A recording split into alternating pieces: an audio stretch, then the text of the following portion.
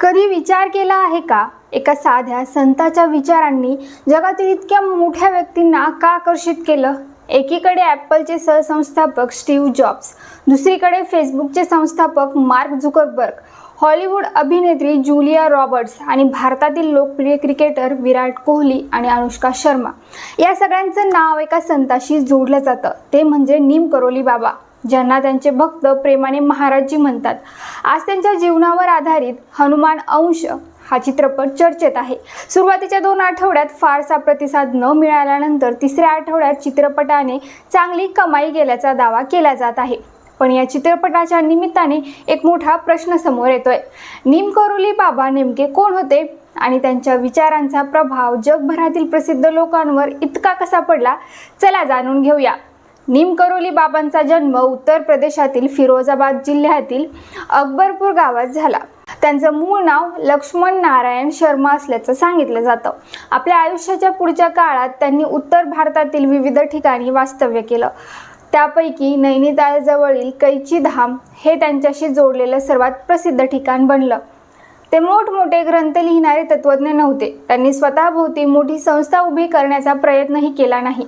त्यांची शिकवण अतिशय साधी होती. लोकांवर प्रेम करा, गरजूंची सेवा करा, लोकांना अन्न द्या आणि देवाचं स्मरण करा. हनुमानावर त्यांची विशेष भक्ती होती. त्यामुळेच त्यांच्या विचारांमध्ये भक्ती, सेवा, नम्रता आणि प्रेम या गोष्टींना विशेष महत्त्व होतं. 11 सप्टेंबर 1973 रोजी वृंदावनमध्ये त्यांचं निधन झालं. मात्र त्यांच्या निधनानंतर त्यांची ओळख आणखी मोठ्या प्रमाणात जगभर पोहोचली. नीम करोली बाबांशी जोडली जाणारी सर्वात प्रसिद्ध कथा म्हणजे स्टीव्ह जॉब्सची. 1974 मध्ये तरुण स्टीव्ह जॉब्स भारतात आले होते. त्यांना नीम करोली बाबांना भेटायचं होतं, पण भारतात पोहोचल्यानंतर त्यांना कळलं की बाबांचं त्याआधीच निधन झालं आहे.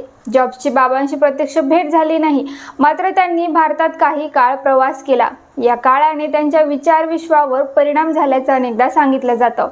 विशेषतः साधेपणा, अंतर्मुखता आणि गोष्टींच्या मुळाशी जाण्याची वृत्ती यांच्याशी त्यांचा भारतातील अनुभव जोडला जातो. म्हणजेच नीम करोली बाबांनी स्टीव्ह जॉब्सला प्रत्यक्ष मार्गदर्शन केलं असं म्हणता येणार नाही, पण बाबांशी आणि कैची धामशी संबंधित असलेला आध्यात्मिक शोध जॉब्सच्या आयुष्यात महत्त्वाचा ठरला, अशी कथा प्रचलित आहे.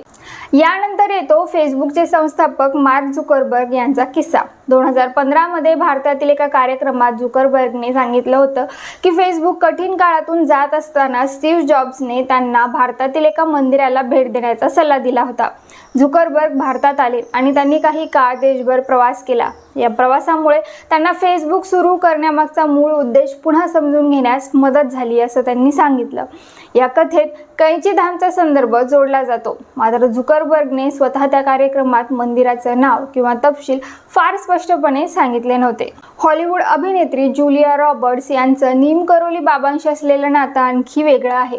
त्या बाबांना प्रत्यक्ष भेटू शकल्या नाहीत, पण बाबांचा एक फोटो पाहिल्यानंतर त्यांच्या मनात हिंदू धर्माविषयी कुतूहल निर्माण झाल्याचं त्यांनी सांगितलं आहे. कधी कधी एखाद्या व्यक्तीला बदलण्यासाठी मोठी भेट किंवा मोठा प्रसंग आवश्यक नसतो. कधी एक विचार, कधी एक पुस्तक आणि कधी एखादा फोटोही मनावर खोल परिणाम करू शकतो. नीम करोली बाबांशी जोडलेली ही लोकप्रियता भारतातही दिसते. विराट कोहली आणि अनुष्का शर्मा यांनी कैची धामला भेट दिल्याचे अनेक फोटो सोशल मीडियावर मोठ्या प्रमाणात चर्चेत आले होते. 2022 मध्ये या दोघांनी नैनितालजवळील कैची धामला भेट दिली होती. त्यानंतर त्यांच्या या आध्यात्मिक भेटीची चर्चा सातत्याने होत राहिली. अनुष्काच्या कुटुंबाचाही नीम करोली बाबांच्या भक्तीशी संबंध असल्याचं सांगितलं जातं. नीम करोली बाबांची कथा केवळ प्रसिद्ध व्यक्तींच्या भेटीमुळे मोठी झालेली नाही. त्यांच्या विचारांचा केंद्रबिंदू खूप साधा होता. प्रेम करा, सेवा करा, अन्न द्या आणि देवाचं स्मरण करा. कदाचित याच साधेपणामुळे त्यांचे विचार आजही लोकांना आकर्षित करतात. टेक्नॉलॉजीच्या जगातील अब्जाधीश असो, हॉलिवूड स्टार असो, क्रिकेटर असो किंवा सामान्य माणूस, प्रत्येकाच्या आयुष्यात कधीतरी शांतता, अर्थ आणि समाधानाचा शोध सुरू होतो आणि नीम करोली बाबांची शिकवण याच शोधाला एक साधा मार्ग दाखवते. नीम करोली बाबा आजच्या जगात नाहीत, पण त्यांचे विचार, त्यांच्याशी जोडलेल्या कथा आणि त्यांच्या आश्रमांना भेट देणारे भक्त यामुळे त्यांची ओळख आजही जिवंत आहे.